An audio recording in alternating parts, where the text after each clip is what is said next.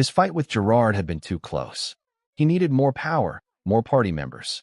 And he remembered that half-elf girl he'd seen at the slavers. Cursed, untouched, waiting. Melfina teased him when he brought it up.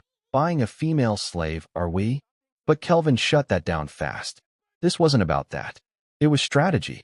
He needed someone he could train, someone who hadn't wasted their skill points. He went back to the slaver. The guy was practically giving her away. Turned out her curse made her unsellable. Anyone who touched her got burned. Literally. But Kelvin had a plan. He'd saved up skill points, and with Melfina's advice, he'd learned white magic. Rank A, enough to break a curse like hers. Her name was Ethel, 16, a half-elf who'd been a slave since birth.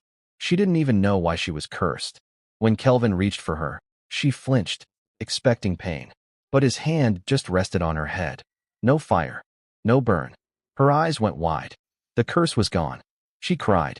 Like, really cried. And then she bowed, voice trembling. Thank you for purchasing me. Kelvin cut her off. You're not purchased. You're recruited. Back at the inn, Claire took one look at Ethel in rags and marched her off to get cleaned up.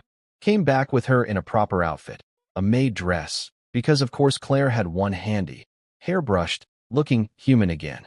At dinner, Ethel tasted real food and cried all over again. Kelvin told her everything, about Melfina, Clotho, Gerard, being a summoner. Told her to keep it secret. Then he helped her pick her skills, double growth, double skill points, the works, and let her choose the rest herself. She was part of the team now. Only problem? When Kelvin asked Claire for an extra bed, she just smiled and said they were all out. So now he's sharing a room with a nervous half-elf former slave, a slime in the corner, the spirit of a knight in his head, and a goddess casually commentating from the void. Yeah, he didn't sleep much that night. A whole month had passed since Ethel joined him, and the days fell into a rhythm of their own. Mornings were for training, afternoons for quests, evenings for meals at Claire's that felt more and more like home. Ethel had taken to her new life like she'd been born for it. She'd poured her skill points into archery and far sight, and somewhere along the way, she picked up sewing. The maid outfit she wore now was her own design. Her third version, she told him proudly, reinforced for movement and combat.